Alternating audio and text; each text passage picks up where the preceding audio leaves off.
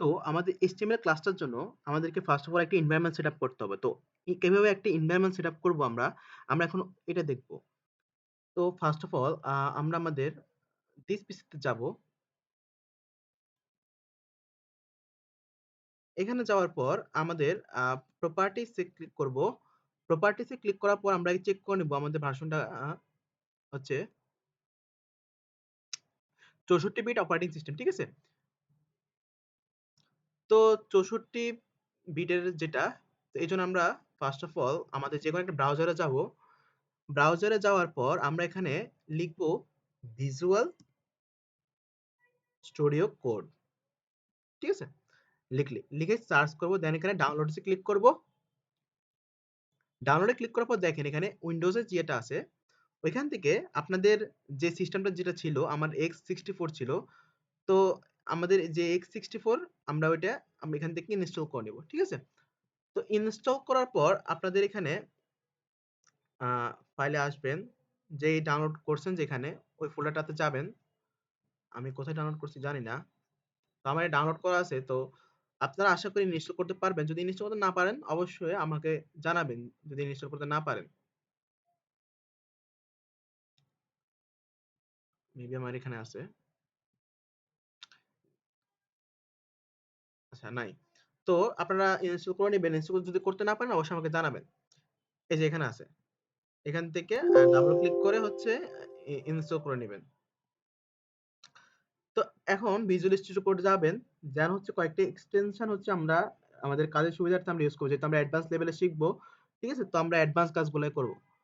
যাতে করে আমাদের প্যারা না খাইতে হয়। খুব ইজিলি আমরা কোডগুলা লিখতে পারি। তো দেখেন আমাদের ফাইলটা যদি আচ্ছা আমি আবার প্রথম থেকে রান করাই তাহলে দেখতে সুবিধা হবে।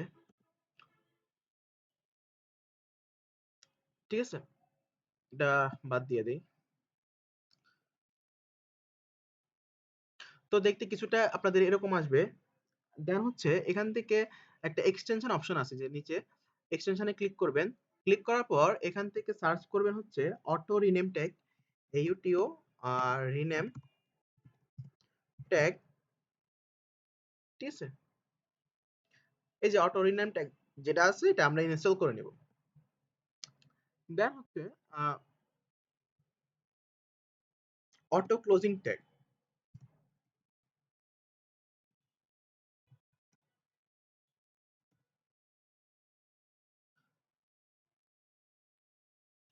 দেখেন যে অটো ক্লোজ ট্যাগ বলা হয়। আচ্ছা, এই অটো ক্লোজ ট্যাগটা আপনারা ইনস্টল করে নেবেন। তো এই অটো ক্লোজ ট্যাগটা কেন ইনস্টল করবেন দেখেন আমরা আপনাদের একটু দেখাই, একটু ডেমো দেখাই। ধরেন আমি যেকোনো একটা ট্যাগ আমি এখানে নিব। ধরেন আমি একটা হেডিং ট্যাগ দিলাম। যদি আমরা শুধু H লিখি, H1 লিখি, ঠিক আছে? আচ্ছা আমি ডিরেক্ট লিখে দেখাই। H1 আ যদি আমরা ওপেন করি, দেখেন অটোভাবে এখানে ক্লোজিং ট্যাগও চলে আসবে। ঠিক আছে? এই যে এক্সটেনশনটা এখানে কাজ করে। যে ট্যাগটা শুরু করবে ওটা অটোমেটিক্যালি অটো ক্লোজ করে দিবে। তারপর হচ্ছে লাইভ সার্ভার।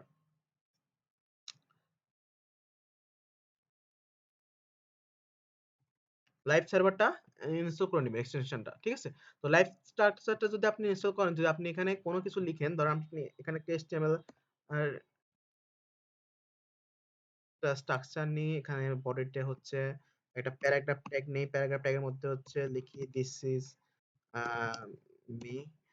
তো এখন যদি আমরা এখান থেকে এই যে দেখেন ওপেন উইথ লাইভ সার্ভার একটা অপশন আপনাদের এখানে চলে আসবে। তখন যদি আপনারা লাইভ সার্ভারটাকে ইয়ে করেন, এক্সটেনশনটাকে ইনস্টল করেন, তো ওপেন উইথ লাইভ সার্ভার দিলে আপনি এখান থেকে যে কাজগুলা করবেন এগুলা লাইভ এখানে দেখতে পারবেন। দেখেন দেখা গেছে যে দিস ইজ মি।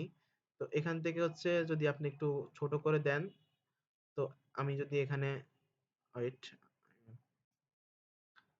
তো এখান থেকে আমি একটু এভাবে ইয়ে করে দেই।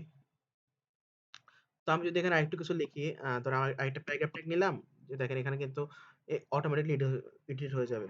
This is silent killer. দেখেন অটোমেটিক কিছু করা লাগতেছে না। এখানে লাইভ সার্ভার অটোমেটিক্যালি আপনারা এখানে কাজও করবেন, এখানে দেখতে পারবেন। ঠিক আছে? তো এটা একটা সুবিধা। লাইভ সার্ভার এক্সটেনশনটা হচ্ছে আপনারা ইনস্টল করে নিবেন। আশা করি লাইভ সার্ভার এক্সটেনশনটা কিভাবে কাজ করে এটা দেখছেন। দেন হচ্ছে কোড রানারটা এগুলো পরে দেখবেন। যখন অ্যাডভান্স কাজে যাবেন তখন বললে বুঝবেন না।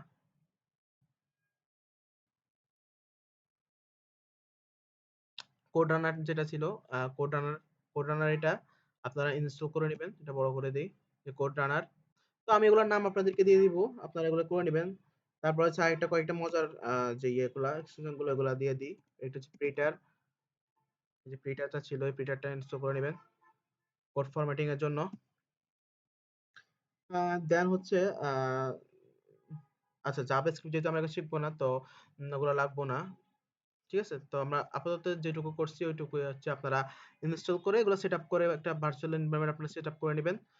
ঠিক আছে, তো এই ছিল আজকে যে এনভায়রনমেন্ট সেট আপের ভিডিওটা।